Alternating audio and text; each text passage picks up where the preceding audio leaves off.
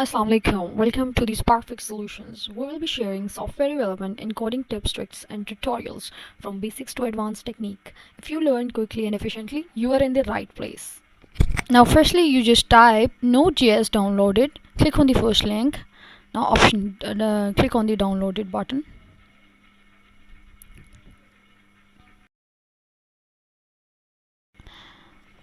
Now, see on the top right,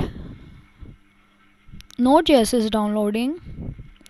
If you have a window, then click on the window. If you have Mac option, then click on the Mac option and download.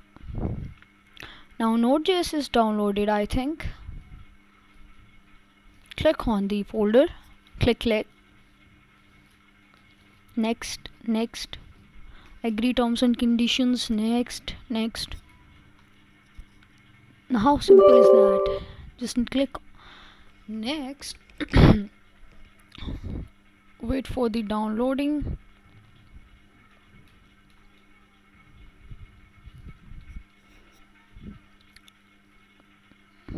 Now Node.js is downloaded.